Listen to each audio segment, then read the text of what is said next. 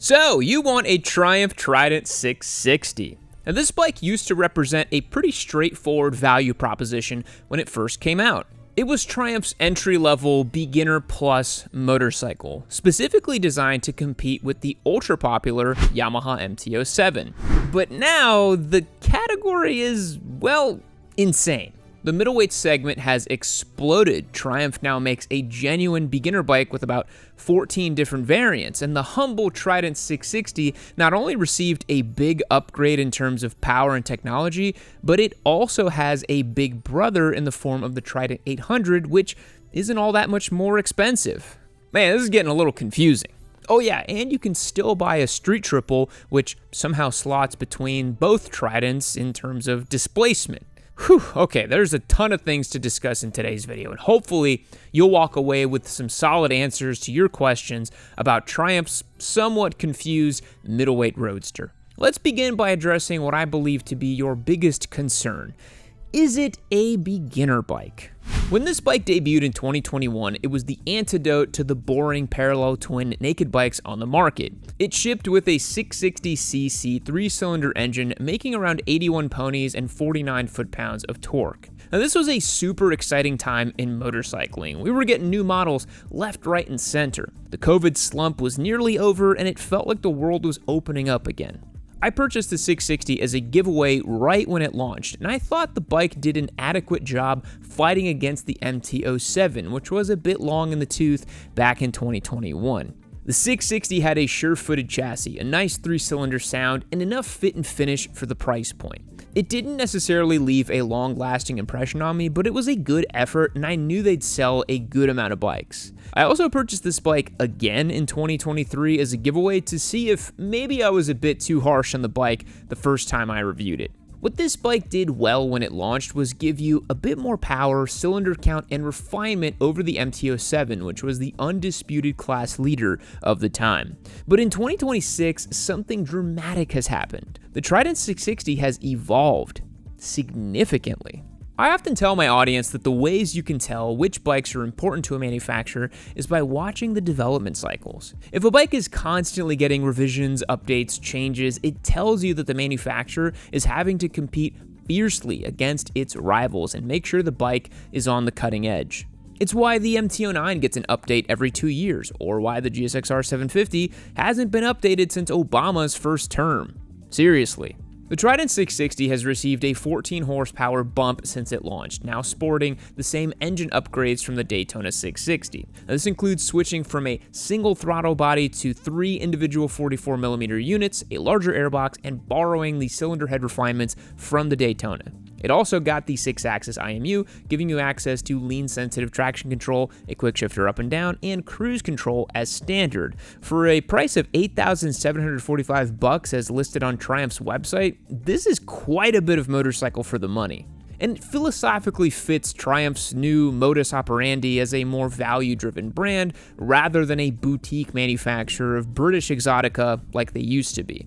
But now, with all those features and bump up in power, is it still a beginner bike? Well, in my opinion, no, not really, and Triumph clearly doesn't think so either.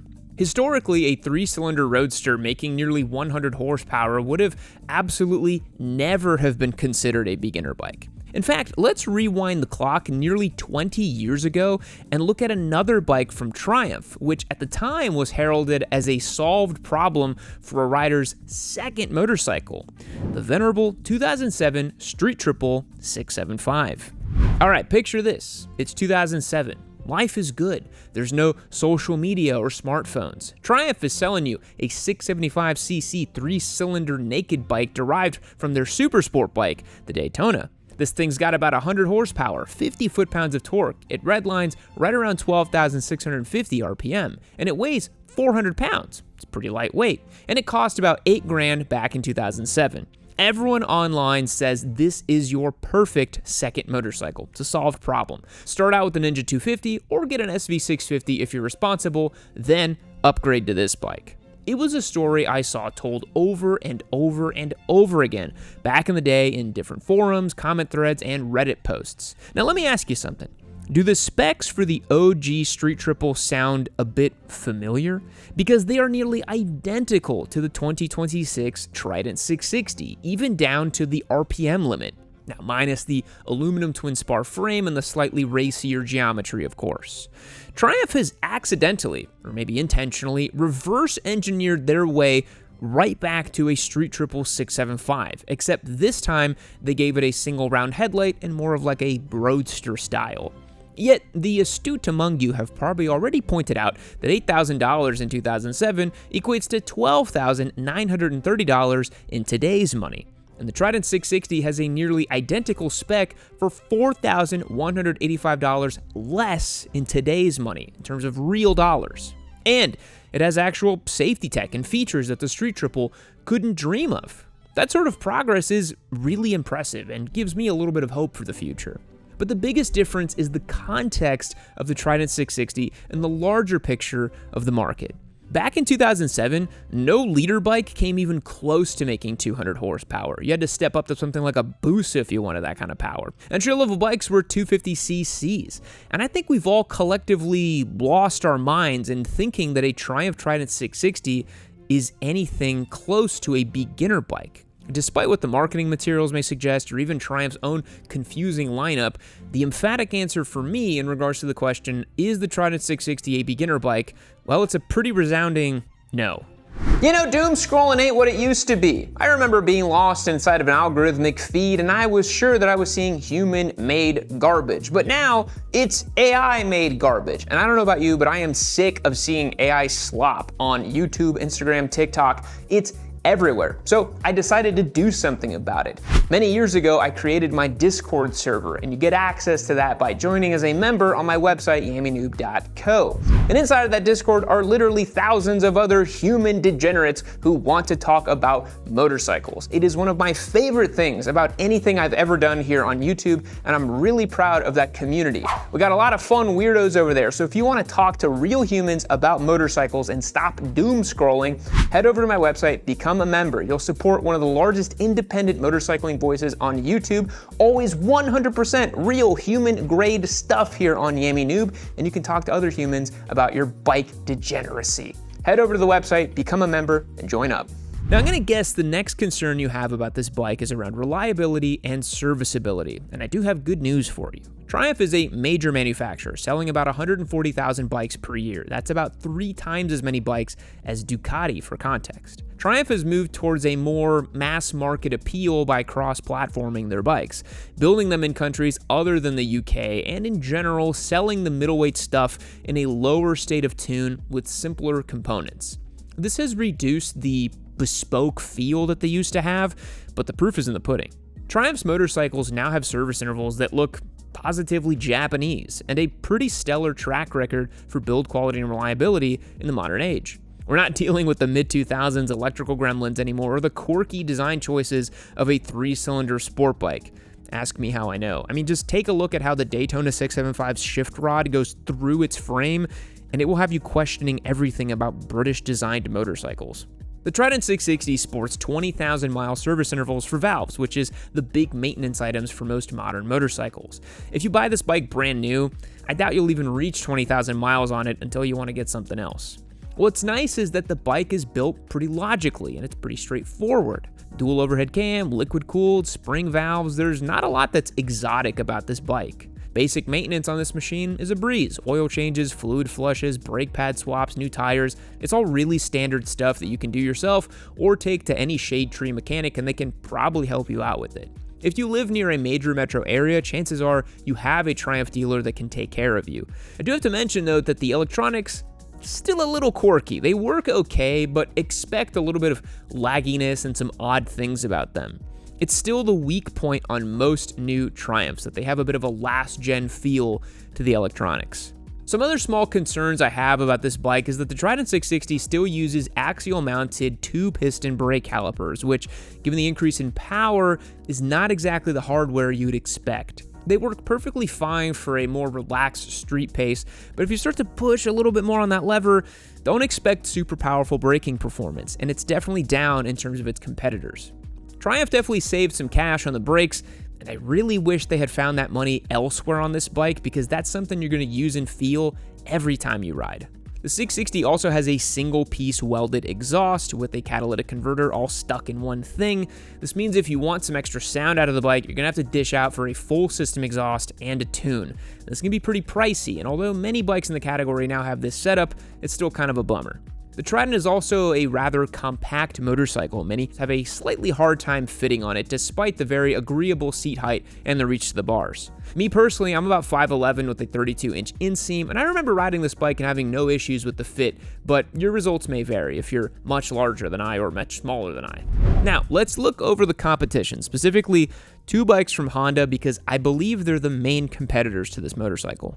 So since you're interested in the Trident 660, I have to imagine that one of its key features you're liking is that 3-cylinder configuration. Parallel twins, despite their popularity and seemingly ubiquitous nature, are really not for everyone, and luckily for you, there's another motorcycle that's remarkably similar in its execution, the Honda CB650R. 4 cylinders, bulletproof Honda reliability, neo-retro style, and a single round headlight. It's a pretty compelling package. The Honda also now comes equipped with the e-clutch technology, which makes it super easy to ride in stop and go traffic and gives you the option to never touch that clutch lever.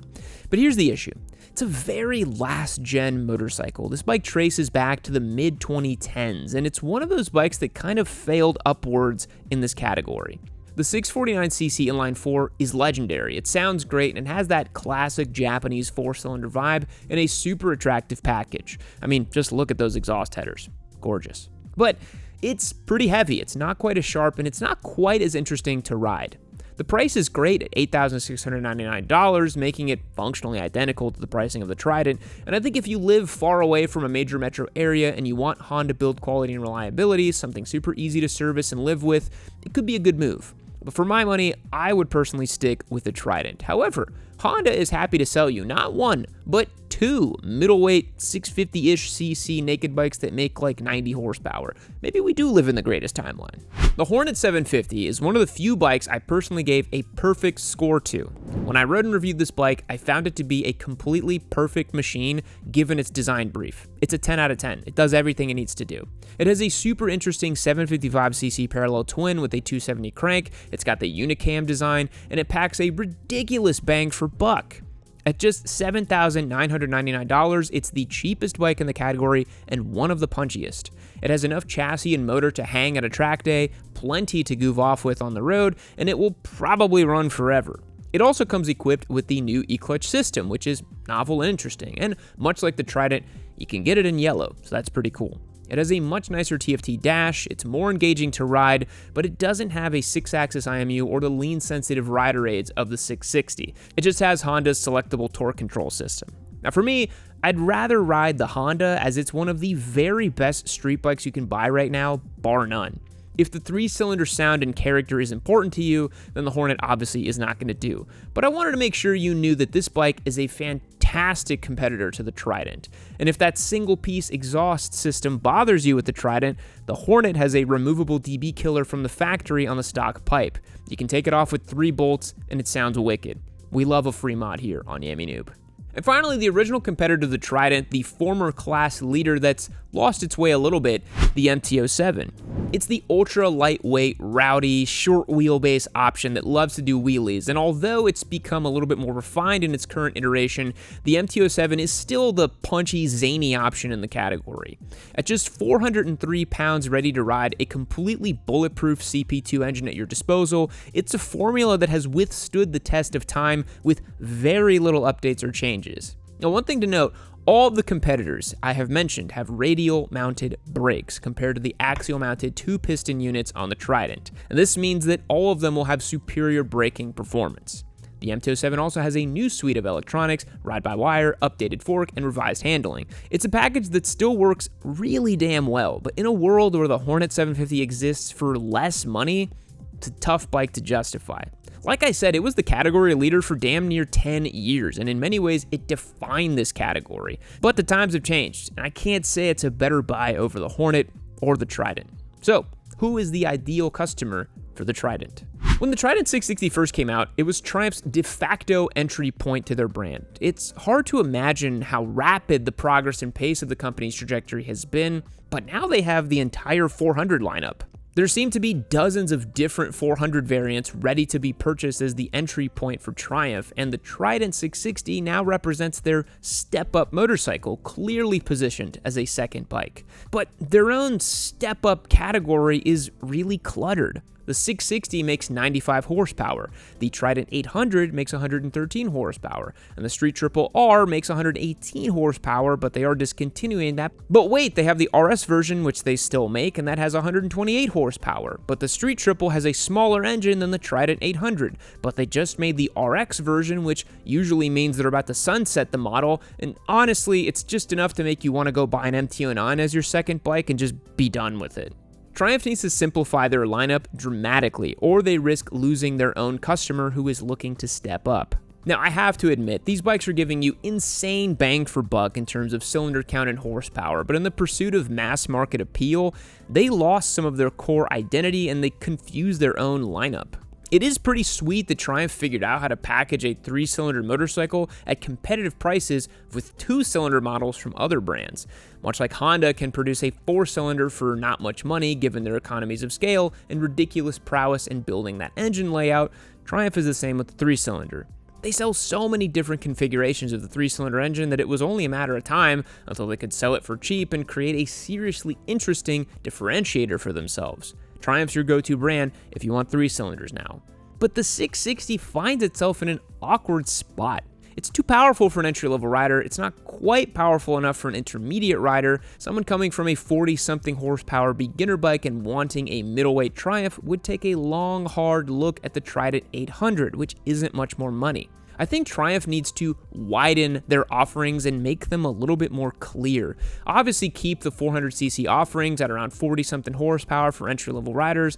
Then I think you need to sell 2 middleweight bikes, one a little bit smaller, one a little bit bigger, like you have with the 660 and the 800, but they're too close right now. In theory, the 660 is your step-up motorcycle similar to an MT-07, making about 80 horsepower, and then the 800 should probably be some sort of next-gen cross-platformed for a naked bike, something that makes about 135 horsepower, something that goes racing, something that's clearly designed as the big middleweight option. And in my opinion, you could maybe even punch that out a little bit to a 900cc to compete against the R9 and the Panigale V2, maybe a Daytona 900 and a Street Triple 900. That would be pretty sweet. But for now, the Trident 660 is a cool bike if a little confused. If the Street Triple was the solved problem of the big bike upgrade in the late 2000s and 2010s, then our new crop of value-driven middleweights serve mostly the same purpose. This bike is for someone who doesn't want to break the bank, wants 3-cylinder sounds, has enough performance to keep you entertained on road, enough sound and character to leave you excited every time you ride. 3 cylinders always sound good. And good look so that you don't feel like you have arrested development when you gear up and go ride. You can wear something a little bit more sporty with it and it feels natural, or you can wear something a little bit more laid back and retro even, and it'll look good too. It's a flexible bike that can serve a lot of people, and although I never really personally got along with it very well, maybe it's time we give it a second look now that it has these upgrades. And it's yellow. All right, thanks for checking out today's show. What do you think about the Trident 660? Is it a knockout hit with some serious 3-cylinder chops? Or is it an awkward in-between bike that grew a little bit too big for its britches? Let me know in the comments down below. I always appreciate hearing from you guys. Thanks again for watching today's video. We will catch you in the next one.